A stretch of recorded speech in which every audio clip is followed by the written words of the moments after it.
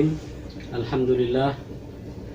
Alhamdulillahilladzi wakafa wassalatu wassalamu ala nabiyil mustafa wa ala alihi wa sahbihi ahli sidqi wal wafa. Asyhadu an la ilaha illallah wahdahu la syarika lah wa asyhadu anna Muhammadan abduhu wa rasuluhu al-mab'us rahmatan lil alamin. Wa hayyikum jami'an bi tahiyyatil islamil khalidah wa tahiyyatil islamis salam. Assalamualaikum warahmatullahi wabarakatuh. Masyarul muslimin, saudara-saudaraku yang dimuliakan Allah Subhanahu wa taala. Puji syukur marilah kita panjatkan kehadirat Allah Subhanahu wa taala. Alhamdulillah, sampai dengan hari ini kita masih diberikan kenikmatan berada di bulan suci Ramadan. Meskipun Ramadan tahun ini memberikan nuansa berbeda di tengah perjuangan bangsa kita beserta 200 negara lainnya yang saat ini bertarung melawan wabah corona, tetapi insya Allah itu tidak mengurangi substansi dari Ramadan yang kita jalani. Dan mudah-mudahan kita berdoa agar wabah corona ini bisa berlalu dari kehidupan kita. Amin ya Allah ya Rabbal Alamin. Salawat teriring salam semoga terlimpah curah kepada junjungan kita baginda Rasulullah Muhammad sallallahu alaihi wasallam, juga kepada keluarganya, para sahabat ridwan alaihim jami'an, dan insyaallah sampai kepada seluruh umatnya, termasuk kita insyaallah di dalamnya. Dan mudah-mudahan kita semua menjadi umatnya yang kelak mendapatkan syafaatul uzma di yaumil qiyamah. Amin ya Allah ya Rabbal Alamin. Masyarul muslimin, saudara-saudaraku yang dicintai Allah Subhanahu wa taala, kita akan berbincang terkait dengan model kepemimpinan Rasulullah SAW sebagai the real leader atau sebagai pemimpin sejati, yang dengannya kita berharap bahwa kita bisa mengambil nilai-nilai dan makna-makna kepemimpinan yang sejati, yang tentu saja itu sangat kita perlukan saat ini agar kehidupan kita secara sosial dan kenegaraan bisa membawa pada kesejahteraan. Masyarul muslimin yang dirahmati Allah Subhanahu wa taala, Rasulullah SAW adalah manusia paripurna. Beliau adalah manusia yang diutus oleh Allah Subhanahu wa taala membawa risalah Islam ke muka bumi. Dan dari kehidupan beliau kita akan banyak sekali mengambil makna kehidupan. Salah satunya adalah terkait dengan kepemimpinan. Makanya dari kehidupan beliau tidak henti-hentinya buku dan kitab-kitab ditulis, baik dari kalangan dunia Islam bahkan dari kalangan orientalis di barat. Dari yang paling klasik di dunia Islam,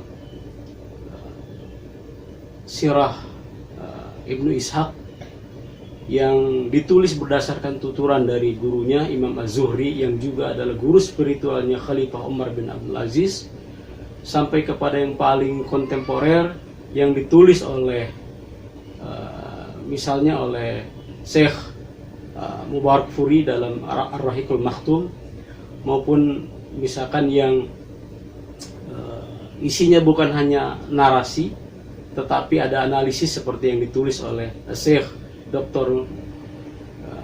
Munir Muhammad Ghadban dalam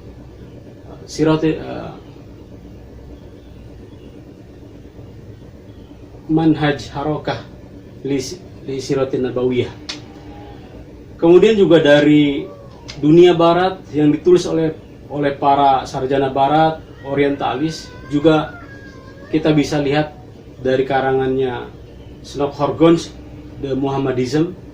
Kemudian juga yang paling kontemporer, ya, diantaranya yang ditulis oleh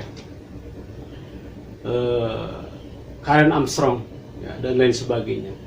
Karenanya bahwa kehidupan Rasulullah SAW itu laksana oase, laksana mata air yang tidak pernah kering untuk diambil maknanya, direguk hikmahnya.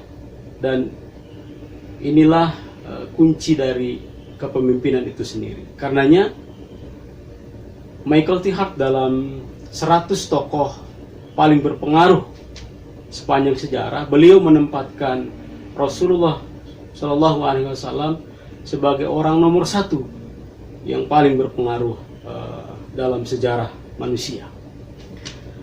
Nah, ikhwah sekalian yang dirahmati Allah Subhanahu Wa Taala, dalam momentum yang singkat ini rasanya tidak cukup kita akan menggali sisi-sisi kepemimpinan dan model leadership yang dicontohkan oleh Rasulullah SAW. Tetapi kita akan bisa paling tidak 3 hal yang bisa kita ambil dari model kepemimpinan Rasulullah SAW ini. Yang pertama adalah kepemimpinan berbasis gagasan. Yang kedua, kepemimpinan berbasis keteladanan. Dan yang ketiga adalah kepemimpinan yang mewariskan para penerus atau kader. Nah, kita akan mulai dari poin pertama, bahwa model kepemimpinan Rasulullah itu adalah kepemimpinan yang dibangun di atas gagasan. Nah, ikhwah sekalian dirahmati Allah Subhanahu Wa Taala, bahwasanya Rasulullah SAW lahir ke dunia dan menjadi utusan Allah Subhanahu Wa Taala sebagai kepanjangan atau sebagai pewaris dari dakwah-dakwah para nabi dan rasul sebelum beliau diutus. Bahwa mereka, para nabi diutus kepada umat manusia ini adalah untuk menegakkan tauhidullah atau mengesahkan Allah Subhanahu Wa Taala. Inilah gagasan utama dari dakwah Rasulullah SAW. Nah, karena dan ini juga menjelaskan seperti hal yang dijelaskan oleh Rabi bin Amr ketika ditanya oleh Rustum, ya, ketika beliau menyampaikan pesan-pesan Islamnya, pesan-pesan dakwahnya. Rustum menjawab, apa itu Islam? Rustum bertanya, apa itu Islam? Maka Rabi bin Amr menjelaskan dalam satu kalimat singkat. Beliau berkata, ibta'afanallah linukhrijan nas min ibadatil ibadatillahi wahdah.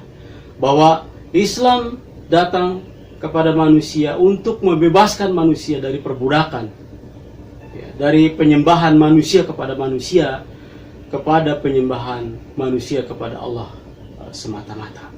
Inilah nilai tauhid yang menjadi inti dari dakwah Rasulullah SAW. Nah, ketika satu dakwah atau ketika satu kepemimpinan dibangun di atas satu gagasan, ya, maka orang-orang yang berkumpul di sekitar Rasulullah SAW, mereka berkumpul bukan karena kepentingan jangka pendek. Mereka juga berkumpul bukan karena kepentingan pribadi. Bukan karena mereka adalah orang-orang yang kalah dalam pergumulan hidup. Bukan mereka orang-orang yang kecewa terhadap permasalahan hidup mereka. Tetapi mereka berkumpul di sekitar Rasulullah SAW karena mereka mengimani gagasan tentang tauhid. Nah, ikhwan sekalian, mengertilah kita bahwa kepemimpinan itu atau kepemimpinan yang sejati bukanlah kepemimpinan yang dibangun di atas apa yang disebut dengan taklid atau yang disebut dengan loyalitas terhadap personal. Karena kepemimpinan yang dibangun di atas loyalitas terhadap personal, maka itu adalah kepemimpinan semu, maka itu adalah kepemimpinan yang tidak akan bertahan lama. Dan sebaliknya, ketika kepemimpinan itu dibangun di atas kesadaran akan nilai-nilai, kesadaran akan ideologi, maka kepemimpinan itu adalah kepemimpinan yang sebenarnya. Dan itu adalah kepemimpinan model kepemimpinan yang ditegakkan oleh Rasulullah SAW. Kemudian yang kedua, ya, bahwa model kepemimpinan yang dibangun oleh Rasulullah SAW itu adalah kepemimpinan yang dibangun di atas keteladanan. Nah, ikhwas sekalian dirahmati Allah Subhanahu wa Ta'ala, ini sangat penting. Ya. Para pakar kepemimpinan membagi dua jenis dari otoritas atau pengaruh. Ya. Bahwa ada dua jenis pengaruh dan atau kepemimpinan. Yang pertama adalah kepemimpinan otoritas, dan yang kedua adalah kepemimpinan otoritatif. Yang pertama, kepemimpinan otoritas itu adalah bahwa seseorang menjadi pemimpin itu karena dia memiliki jabatan struktural, bahwa loyalitas orang kepadanya, bahwa ketaatan orang kepadanya karena dia memiliki jabatan dalam satu organisasi. Ya. Karena ketika jabatan itu hilang darinya, ketika selesai masa kepemimpinannya, maka dengan sendirinya secara otomatis orang juga akan berpaling darinya atau tidak lagi mentaati dan tunduk kepadanya. Itulah kepemimpinan otoritas. Dan yang kedua, ya, yang disebutkan oleh para pakar kepemimpinan itu adalah kepemimpinan otoritatif. Jenis kepemimpinan itu adalah puncak dari segala jenis kepemimpinan, karena kepemimpinan itu muncul dari hati, muncul dari personal, ya. Sehingga orang-orang tunduk kepada dia sebagai seorang pemimpin. Orang-orang taat kepada kata-katanya, orang-orang sungkan dengan pengaruhnya, karena kepemimpinan itu terpancar dari pribadi sang pemimpin itu, dan itulah yang disebut dengan kepemimpinan dari hati. Ya. Nah, kunci dari kepemimpinan yang muncul dari hati itu, kepemimpinan otoritatif itu adalah ketika salah satunya dibangun di atas keteladanan. Maka keteladanan itulah yang kemudian menjadikan orang-orang menjadi taat, menjadikan orang-orang menjadi patuh kepada ucapan, kepada instruksi sang pimpinan, karena pimpinan itu adalah pemimpin yang memberikan keteladanan. Dan itulah Rasulullah SAW yang kita bisa lihat dari kehidupan beliau. Ya. Bagi pemimpin yang menguasai, ya, dua wilayah besar, Madinah dan Makkah Al-Mukarramah, tentu bukan satu hal yang sulit ketika beliau kemudian hidup secara mewah, beliau hidup bergelimang harta, ya, tetapi itu beliau tidak lakukan. Dan kita bisa lihat bagaimana Rasulullah SAW justru mempraktekkan kepemimpinan asketis, kepemimpinan yang sederhana. Ya. Sehingga dengan kesederhanaan itu, para sahabat, kaum muslimin ketika itu melihat bahwa inilah pemimpin yang sebenarnya. Dalam riwayat banyak kita temukan bagaimana Rasulullah SAW menjalani kehidupannya sebagai seorang pemimpin, sebagai seorang penguasa, tetapi praktek kehidupannya justru jauh dari model-model penguasa, model-model pemerintah yang pada umumnya dilihat oleh manusia. Ya. Beliau justru hidup sederhana. Kita bisa lihat bahwa dalam banyak riwayat, misalkan Rasulullah SAW ketika wafat, lihat saja bagaimana rumah yang beliau tinggali, rumah yang beliau tinggalkan. Rumah beliau menurut riset, ya, para ahli sejarah, luasnya tidak lebih dari 8 kali 4 meter. Kemudian berlantaikan tanah, ya, kemudian juga hanya berdindingkan tanah liat setinggi 2,5 meter dengan atap dari pelepah kurma. Ya. Dalam riwayat lain disebutkan bahwa ketika beliau wafat, tidak banyak harta yang beliau tinggalkan untuk keluarganya. Dalam riwayat dikatakan beliau hanya meninggalkan seikat gandum.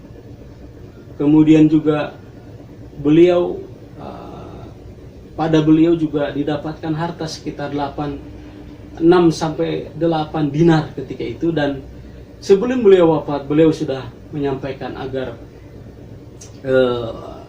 uang terakhir beliau ini disedekahkan.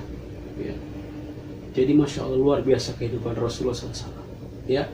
Dan digambarkan dalam riwayat Bukhari, ya, ketika Umar bin Khattab radhiyallahu anhu datang kepada Rasulullah SAW, dan ketika itu beliau mendapati Rasulullah SAW sedang terbaring di atas satu tempat tidur beralaskan tikar dari pelepah korma, ya, dan kemudian juga di bawahnya semacam kasur yang isinya adalah serabut dari korma kering, ya, serabut dari pohon korma kering.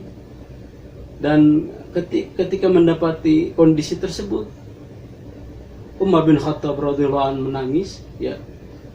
Kemudian Rasulullah bertanya, kenapa engkau menangis wahai Umar? Maka Umar menjawab, ya Rasulullah sallallahu alaihi wasallam, engkau adalah Nabi, ya, tidakkah engkau bisa menjalani kehidupan atau punya harta seperti para Kisra, seperti para pemimpin-pemimpin Romawi, ya. Kemudian Rasulullah SAW tersenyum dan menjawab, wahai Umar, tidakkah engkau bahagia kalau kehidupan kemewahan dunia itu adalah milik mereka, dan kelak itu adalah menjadi milik kita di kehidupan akhirat nanti. Dan tangisan Rasulullah SAW muncul dari satu keprihatinan bahwa ternyata tikar dari pelepah kurma kering itu nampak jelas terlihat bekasnya pada tubuh Rasulullah SAW. Nah, ini adalah jenis-jenis keteladanan. Bagaimana orang kemudian ketika melihat pemimpin, ya, menjalani kehidupannya dengan sederhana, menjalani kehidupannya dengan apa adanya, menjauhi hedonisme, menjauhi kemewahan, maka orang akan melihat bahwa kepemimpinan ini adalah kepemimpinan yang sejati, bukan kepemimpinan yang dibangun di atas kepentingan, yang dibangun di atas mencari kekayaan. Dan ini menegaskan bahwa dakwah Islam, ya, yang dibawa oleh Rasulullah SAW dengan para sahabat, yang kemudian bermetamorfosis menjadi satu kekuatan politik. Mereka datang ke gelanggang politik itu bukan karena kekuasaan, bukan karena kekayaan, tetapi itu semua adalah karena risalah yang dibawa oleh Rasulullah SAW, tidak yang lain. Ini yang kedua. Nah, kemudian yang terakhir, ya, model kepemimpinan Rasulullah SAW adalah model kepemimpinan yang diwariskan oleh para penerus atau para kader-kadernya. Nah, Rasulullah SAW datang pada satu komunitas kecil masyarakat Quraisy yang ketika itu struktur kehidupannya mengalami yang disebut dengan az-zulumat atau gelap gulita. Ya. Ada kezaliman di sana, ada penindasan di sana, ada perbudakan di sana, ada kebodohan di sana.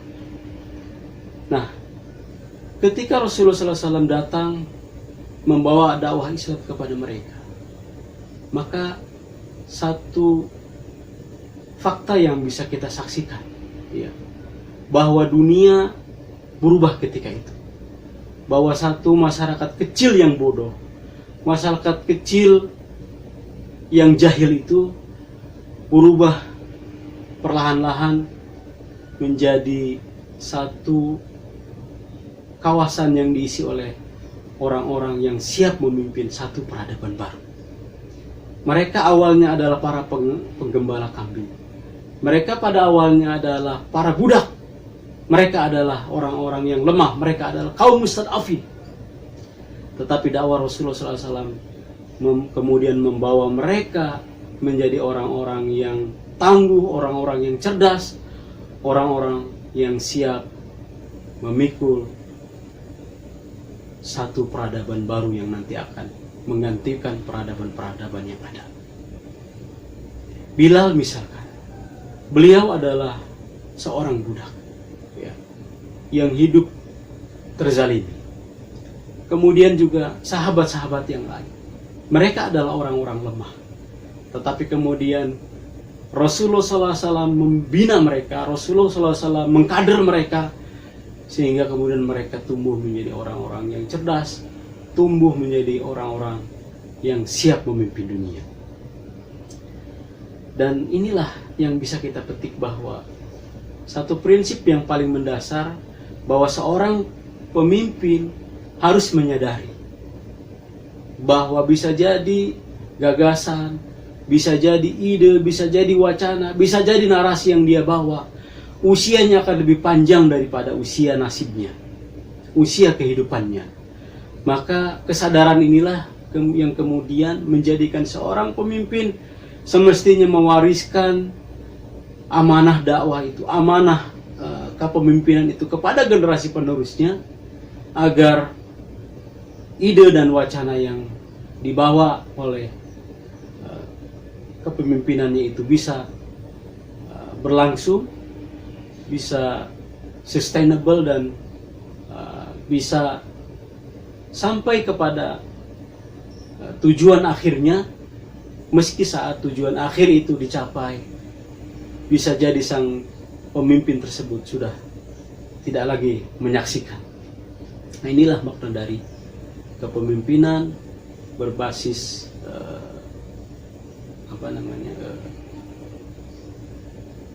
pewarisan ide atau pengkaderan.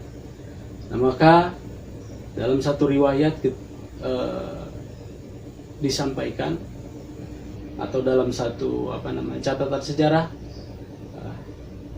disampaikan bahwa sepeninggal Rasulullah SAW meninggalkan kira-kira ada sekitar 145 orang ulama dari kalangan para sahabat, yang kemudian mereka menyebar ke seluruh pelosok bersama ekspansi dakwah Islam keluar dari Jazirah Arab sampai kepada Eropa misalkan, dan menyampaikan dakwah Islam ini. Dan karenanya juga dakwah Islam ini bisa tersebar ke hampir separuh wilayah dunia, bisa sampai ke Asia, dan itu juga kemudian bisa sampai ke Asia Tenggara, termasuk ke Indonesia.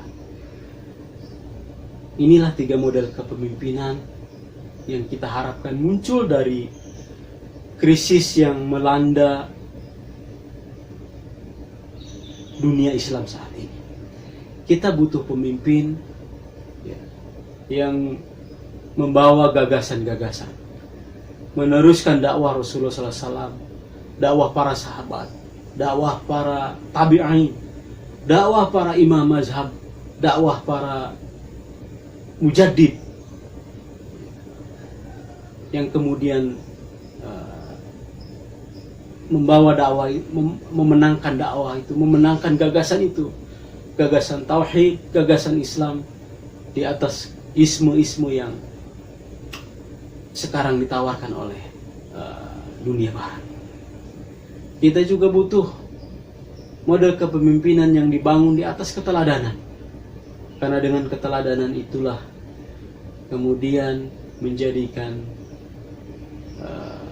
seorang pemimpin itu ditaati, seorang pemimpin itu dipatuhi, seorang pemimpin itu diangkat menjadi pemimpin yang tidak pernah, bukan karena jabatan, tapi pemimpin yang ada di dalam hati.